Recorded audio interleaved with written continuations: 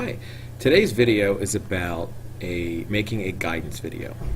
A guidance video is one where direct instruction occurs. The video can be lecture format, but could also include some asynchronous questioning. If you use the pause button judiciously, you can get the students to pause the video and then answer the question and then play the video to see your answer. So there are a couple different modes to doing the video casting. The first one is a video lecture.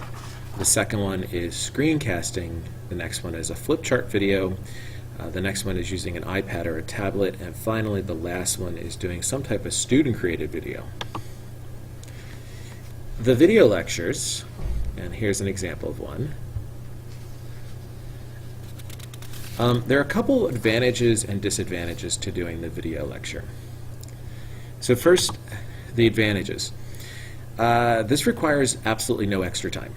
Within a year of recording your classes, you can have the entire course done in video format, and you're all ready to flip your classroom. The disadvantage is that the lectures are not planned for video. This means that they will be longer. You'll have things that are day-to-day events such as bells, requests to go to the bathroom, and questions from the class that are not often heard, as getting the sound right on the entire class is rather difficult. As you can see here in the video, I'm kind of standing in the way. The lighting's not great. You have that big bold light in the upper right-hand corner. It's not how the students originally saw it. So it's not a fantastic way of doing it, but it's definitely a quick and easy way to get started. The second way to do it is essentially what I'm doing now, which is called a screencast.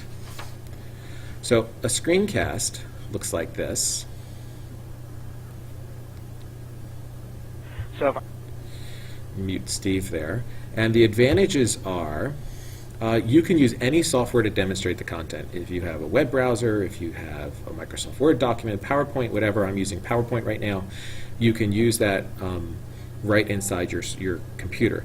The other major advantage is that if you have a smart board, you can actually record your handwriting on the screen and have the computer record that as screen captures, and if you have a nice microphone, you can do an audio format. But it only works well if you have a smart board or some type of tablet that you can physically write on. I've found writing with the mice or writing with a trackpad is extremely difficult.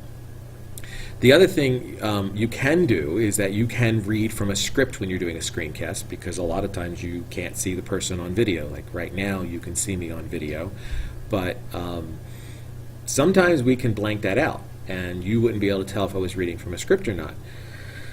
If I'm reading from a script, though, sometimes it kind of sounds forced, and it can really sound like you're reading a script. So maybe making some notes would be a good idea. One of the disadvantages is that there's absolutely no eye contact with a screencast. You don't see the face, all you see is the screen. And that can be a problem. When we speak to someone and use eye contact, we convey a lot of emotion, and that emotion comes across a lot of times in the screen. One of the things you'll notice too, that while I'm doing the screencast, is sometimes I'm looking at the screen and my eyes are not looking at the video camera, and I'm not great at this, and it takes some practice to get used to recording your face along with recording your screencast. So the next one is a flip chart video. You have already seen this before in the beginning of our boot camp. And in a flip chart video, one of the advantages is this can be as easy as pie. It's the easiest technology that you can possibly use. If it can be done with minimal technology, and can be done very easily if it's well planned out. The major disadvantages is that you need to be able to draw a little bit, and sometimes stick figures are as best you can do, and that just may not cut it for you, but that may be what you're stuck with to get your point across. So the next tool to use is an iPad or a tablet. Now, I've done mostly on the iPad just because I own an iPad, but you could use a tablet for using similar types of apps and programs to do this. On the iPad, there are two. One is called ScreenChomp, and The other one is called Show Me, and they're very similar. The advantages are that it's very similar to a screencast, but you don't need a computer and you don't need an interactive whiteboard, so it's less cumbersome. It's specifically designed to make videos of recording your writing and images in the iPad, so it has all the tools there that you need. The disadvantages is that it's an iPad, so you're kind of stuck with the app that you have and the tools that are built in. One of the major problems with that is getting the video out of the iPad or getting the video out of the tablet is sometimes the app doesn't have a specific design to do that, and you're stuck with maybe uploading it to their website and then going back and downloading it again, or having to upload it to YouTube and then downloading it from YouTube if you want to post it on something else.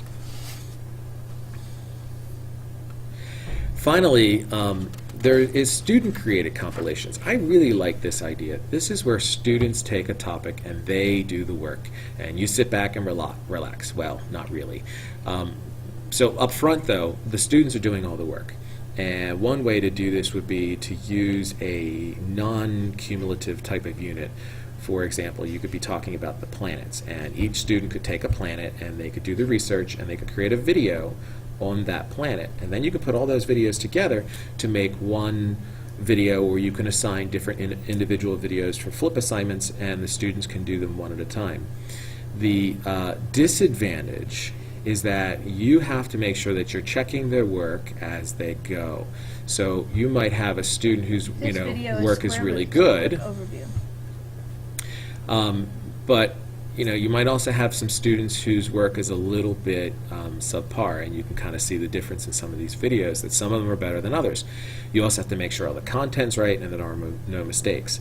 If all that's great, then you have a nice set of videos. If there are some mistakes, then you're going to have to go through and edit those and make sure you either remake the videos yourself, or you go back to the students and say, hey, listen, your video's not right. Can you go ahead and make another one?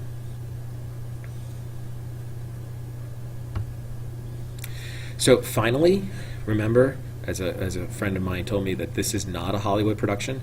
You don't have to get the best production quality. You are trying to teach your students, and just like in the classroom, sometimes things don't go right, and everyday life gets involved. And you can always remake the videos later. You can make a video, get started, and then maybe next year when you have more time, go back and choose a unit that you're going to go back and edit and kind of upgrade the production, or maybe your engaged videos have real high production quality and your individual guided lessons are a little bit less production quality. So thank you very much.